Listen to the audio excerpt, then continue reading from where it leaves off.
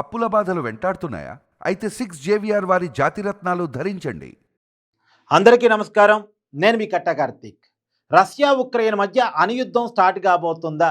ఈ చర్చ గత 2 రోజులుగా చాలా పెద్ద ఎత్తున జరుగుతూ ఉంది. రష్యా ఉక్రెయిన్ మీద అణుబాంబులు జారీ చేయబోతా ఉంది అని అందరూ అనుకుంటా ఉన్నారు. దానికి కారణం ఏంది? ఉక్రెయిన్ ఊహించిన విధంగా అతి పెద్ద దాడిని రష్యా మీద చేసింది. రష్యా తన జీవితంలో ఎప్పుడూ ఎదుర్కోనంత అతి పెద్ద దాడిని ఉక్రెయిన్ వల్ల ఎదుర్కొంది. ఉక్రెయిన్ అనేటువంటి ఒక పిచ్చుక రష్యాలోకి తన డ్రోన్లను పంపించి దాదాపు 117 డ్రోన్లను పంపించి ఎయిర్ బేస్లు దగ్గరగా పెట్టి దాదాపు రష్యన్ పౌరుల్ని ఏజెంట్లుగా మార్చుకొని 18 నెలల నుంచి ఒక ప్లాన్ చేస్తూ అక్కడ ఎయిర్ బేస్ మీద పెద్ద ఎత్తున విధ్వంసం సృష్టించింది. పెద్ద ఎత్తున రష్యన్ ఆయుధ సంపత్తి కేంద్రాల మీద దాడి చేపించింది. రష్యాకి సంబంధించిన 41 యుద్ధ విమానాలని పూర్తిగా ధ్వంసం చేసింది. కొన్ని లక్షల కోట్ల ఆస్తి నష్టాన్ని రష్యాకి మిగిల్చింది. ఆర్థిక నష్టం. తర్వాత ఇవన్నీ పక్క పోతే ప్రపంచం ముందు రష్యా పరువు పోయింది. ఇవాళ అగ్రదేశం. ప్రపంచంలోనే ఒక అతిపెద్ద దేశాల్లో ఎక్కువ ఆయుధ సామాగ్రి కలిగిన దేశాల్లో రష్యా ఒకటి. ఇంకా చెప్పాలంటే న్యూక్లియర్ బాంబ్స్ అయితే ప్రపంచంలో అందరికన్నా ఎక్కువ ఉన్న దేశం రష్యా. అలాంటి దేశం మీదకు ఒక చిన్న దేశం దాడి చేసి 30% ఆయుధ సంపత్తిని ధ్వంసం చేయగలిగింది అనేటువంటి ప్రపంచం మొత్తం మాట్లాడుకుంటూ ఉంది. ఇప్పుడు రష్యా కొంత మౌనంగా ఉంది. ఈ మౌనం వెనకాల ఉన్నటువంటి వ్యూహం ఏంటి? సహజంగా మౌనం మరణం కంటే ప్రమాదకరమైంది. మౌనం ఏదో ఒకటి ఆలోచిస్తుంది అని చెప్పకనే చెప్తా ఉంది. పైగా రష్యా చాలా వార్నింగ్లు ఇచ్చింది గతంలో.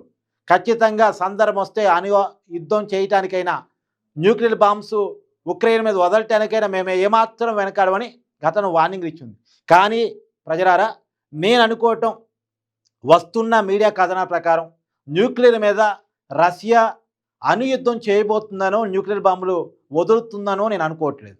కాకపోతే రష్యా యూరప్ మీద న్యూక్లియర్ బాంబులు వదిలిద్దా అంటే అవునేమో అనిపిస్తుంది. ఇంటర్నేషనల్ మీడియా కథనాల ప్రకారం లండన్ సిటీ మీద దాడి చేయబోతుందా రష్యా అనిపిస్తోంది. ఎందుకంటే ఉక్రెయిన్ తనలో కలిసిపోయే భూభాగం. ఇప్పటికే ఉక్రెయిన్లో చాలా భూభాగాన్ని, చాలా నగరాలని రష్యా ఆక్రమించుకుంది. పూర్తిగా ఉక్రెయిన్ని తనలోకి తీసుకోవాలని రష్యా అనుకుంటుంది. దాదాపు ఉక్రెయిన్లో ఉన్నటువంటి 50% మందికి పైగా జనాలకు రష్యన్ జాతితో ప్రత్యేకమైన అనుబంధం ఉంది. రష్యన్ భాష వచ్చు. కాబట్టి ఉక్రెయిన్ని తన చేతిలో తీసుకోవాలనుకుంటున్న రష్యా ఉక్రెయిన్ ధ్వంసం చేద్దామని, నాశనం చేద్దామని అనుకోవట్లేదు. ఎందుకంటే న్యూక్లియర్ బాంబులు కనుక వేస్తే, ఇది గతంలో హిరోషిమా, నాగసాకి పట్టణాల మీద నేను లాస్ట్ వీడియోలో కూడా చెప్పాను, అణుబాంబులు వేస్తే రెండో ప్రపంచ యుద్ధ సమయంలో ఈ రోజుకి అక్కడ మొక్క కూడా పట్టదు. ఇన్ని దశాబ్దాల తర్వాత కూడా ఎవరైనా ఆ సరిహద్దు ప్రాంతాల్లో మనుషులు జన్మిస్తే వికలాంగులుగా పుడతారు. కాబట్టి ఉక్రెయిన్ని ఉన్న పలానా పెద్ద ఎత్తున ధ్వంసం చేద్దామని రష్యా భావించట్లేదు అనేది వినపడుతుంటారు. కాకపోతే యూరప్ మీద ఉక్రెయిన్ వెనకాలుండి రష్యా మీదకు ఉక్రెయిన్ దాడి చేయటానికి ఫండింగ్ ఇచ్చి, ఆయుధాలు ఇచ్చి సహకరించినటువంటి యూరప్ మీద దాడి చేద్దాం. సహజంగా అమెరికా కూడా సహకరించింది. కానీ జో బైడెన్ ఉన్నప్పుడు ఉన్న సహకారం ఇప్పుడు ట్రంప్ వచ్చిన తర్వాత లేదు. కానీ ఇప్పటికీ యూరప్ సహకారం చేస్తూ ఉంది. నాటో సైన్యాన్ని అందిస్తూ ఉంది. ఆయుధ సామాగ్రి అందిస్తూ ఉంది, డబ్బులు ఇస్తూ ఉంది, సైనికులను ఇస్తూ ఉంది. అయితే ఒక్కసారి కనుక యూరప్ మీద దాడి చేస్తే అది మూడో ప్రపంచ యుద్ధం అవుద్దా అంటే అవదు. రిపీట్, ఖచ్చితంగా అయ్యే పరిస్థితి కనపడతా ఉంది. ఎందుకంటే ఈ నాటో అనేది చాలా పెద్ద ఆయుధ సంపత్తి. 50 లక్షల సైన్యం ఉంటారు. రష్యా దగ్గర 8 లక్షల మంది సైన్యం మాత్రమే ఉన్నారు. నాటో దగ్గర 50 లక్షల సైన్యం. సరే, దాంట్లో అమెరికా సైన్యాన్ని పక్కన పెట్టినా సరే 30 లక్షల సైన్యం ఉంది. యూరప్ తర్వాత ఇతర నాటో దేశాల సైన్యం అందే కలిపి నాటోగా ఉమ్మడి ఆర్మీగా పెట్టుకుంది 50 లక్షలు. అమెరికా తీసేస్తే 30 లక్షల సైన్యం. మరి 8 లక్షలు ఉంది రష్యా మీద. కాకపోతే ఇంతకుముందు లెక్క డైరెక్ట్గా ఫిజికల్ వార్ కాదు. తుపాకులు పెట్టుకుని ఒకరి మీద ఒకరు కాల్పులు జరుపుకొని ఎవడెక్కువ ఎవడు తక్కువ అనేది కాదు. ఇప్పుడు అంతా బాంబులు తీసుకునే కల్చర్ కదా, అణుబాంబులతో దాడి చేసే కల్చర్ కదా. మరి రష్యాకి జరిగే నష్టం కంటే యూరోప్కి జరిగే నష్టం ఎక్కువ ఉంటుంది. రష్యా దగ్గర ప్రపంచంలోనే ఎక్కువ అణ్వాయుధాలు ఉన్నాయి. కాబట్టి అణ్వాయుధాలను ఉపయోగించుకొని లండన్ సిటీని పూర్తిగా ధ్వంసం చేయాలి అని రష్యా ఆలోచిస్తుంది అనే ఒక అనుమానం కలుగుతూ ఉంది. ఇంటర్నేషనల్ మీడియా కథనాలు కూడా దీన్ని కొంత ఆలోచన చేస్తూ ఉన్నాయి. ఇలా చేయొచ్చేమో రష్యా అనేటువంటిది చెప్పకనే చెప్తా ఉన్నాయి. కాబట్టి ఆ ఉక్రెయిన్ మీద కాకుండా అంటే పిచ్చిక మీద బ్రహ్మాస్త్రం వదిలినాం అంటారు. ఒకరు ఉక్రెయిన్ మీద వేసిన. ఒకవేళ యూరోప్ మీద వేస్తే రష్యా కొట్టిందిరా దెబ్బ అంటారు. కాబట్టి కొట్టిందిరా దెబ్బ అనిపించుకోవడానికి రష్యా ఊగితులాడుతుంది. ఎందుకంటే ప్రపంచంలో పరువు పోయిందని రష్యా భావిస్తుంది. పోయిన పరువుని పోగొట్టినోడి దగ్గర తెచ్చుకోవాలి. పోగొట్టడానికి కారణమైనోడి దగ్గర తెచ్చుకోవాలి. మధ్యలో ఉక్రెయిన్ మీద కాదు. ఒక్కసారి కనుక యూరోప్ మీద బాంబు వేసామంటే ఉక్రెయిన్ కూడా తన దారిలోకి వచ్చేస్తుంది అని రష్యా భావిస్తున్నట్టు తెలుస్తుంది. ఒక్కసారి కనుక నిజంగా అణుబాంబు వేస్తే ఉక్రెయిన్ తో పాటు ఈ యూరోప్ డైరెక్ట్గా యుద్ధంలోకి వస్తాయి. యూరోప్ డైరెక్ట్ యుద్ధంలోకి వచ్చింది అంటే అమెరికా కూడా రాక తప్పదేమో. అమెరికా, యూరప్, ఉక్రెయిన్ ఇవన్నీ ఒకటైతే అప్పుడు చైనా రష్యాకి సపోర్ట్గా వచ్చే అవకాశం ఉంటుంది. అది మూడో ప్రపంచ యుద్ధంగా మారింది. కాకపోతే రష్యా భావిస్తుందంటే దేశాలు యుద్ధాన్ని కోరుకోవు డైరెక్ట్గా. ఇప్పుడు నేను అణుబాంబు వేస్తే చర్చలకే వస్తా, కొన్నాళ్ళు యుద్ధం జరిగినా చర్చలకే వస్తారు తప్ప తప్పదు.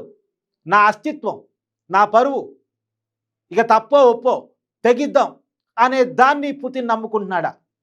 ఎందుకంటే దశాబ్దాలుగా 20 సంవత్సరాలుగా రష్యా అధ్యక్షుడిగా ఉన్నాడు పుతిన్. తన జీవితంలో ఎన్నడూ లేని ఒక చేదు అనుభవాన్ని చూస్తున్నాడు. కాబట్టి తనకి పవర్ ఉన్నప్పుడే తనేంటో చూపించుకోవాలి అని పుతిన్ రగిలిపోతున్నాడని. ఆ తప్పో ఒప్పో అయిందేదో అయింది, వదిలేద్దాం ఒకసారి అణుబాంబుని యూరోప్ మీద. రెండో ప్రపంచ యుద్ధంలో కూడా నా టార్గెట్గానే జరిగింది, రష్యా టార్గెట్గానే జరిగింది. సోవియట్ యూనియన్ కుప్పగూల్చారు. రష్యా ఫ్రెండ్లీ కంట్రీస్ మీద ఎప్పటికప్పుడు దాడి చేస్తూనే ఉన్నాడు. ఇవాళ కూడా రష్యా ఫ్రెండ్లీ కంట్రీస్లో భారతదేశం కూడా ఒకటి. భారతదేశం మీదకి పాకిస్తాన్కి ఆయుధాలు ఇచ్చి డబ్బులు ఇచ్చి ఎప్పటికప్పుడు రెచ్చగొడతా ఉంటుంది అమెరికా లాంటి దేశాలు. ఇవాళ ఉగ్రవాదానికి మూలమే అమెరికా, బ్రిటన్. ఇదే పాకిస్తాన్ కూడా ఒప్పుకుంది. కాబట్టి వీళ్ళకి నేను అవకాశం ఉన్నప్పుడు, నా చేతిలో అధికారం ఉన్నప్పుడే బుద్ధి చెప్పాలని ఆలోచిస్తున్నాడా? లండన్ సిటీని పూర్తిగా ధ్వంసం చేయాలని ప్రయత్నంలో, ఆలోచనలో ఏమైనా ఉన్నాడా? అందుకే మౌనంగా ఉండి ప్లాన్ గీస్తున్నారా? ఎందుకంటే అంత ఈజీ కాదు యూరోప్ ఖండం మీద అణుబాంబులు వేయటం అంటే, అంత ఈజీ కాదు బ్రిటన్ మీద, లండన్ సిటీ మీద వేయటం అంటే. వేసిన తర్వాత ఉండే పరిణామాన్ని కూడా రష్యా ఫేస్ చేయగలగాలి. అందుకని మౌనం వహిస్తున్నాడు. ఒకవైపు ఉక్రెయిన్ సిటీ వైపు దూసుకెళ్తూనే, అంటే ఉక్రెయిన్ దేశం వైపు రష్యన్ ఆర్మీ జరుగుతున్న యుద్ధాన్ని కొంత కొనసాగింపు చేస్తూనే ఇప్పుడు కొంత స్లోడౌన్ అయింది. స్లోడౌన్ అవుతుంది అని నమ్మించడానికి రష్యా ప్రయత్నిస్తుంది. ఒకవైపు యుద్ధాన్ని నేను కోరుకోవట్లేదు, యుద్ధాన్ని ముగించాలని కోరుకున్నాం, కానీ రష్యా గెలిచింది అని నేను భావిస్తున్నాను.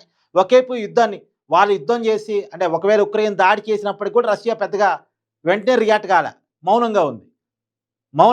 పైగా నేను స్లోడౌనే అయ్యాను అని చెప్తుంది. కానీ స్లోడౌన్ అయ్యాను అనే మాట నమ్మటానికి లేదు. ఏదో రష్యా ఆలోచిస్తాం.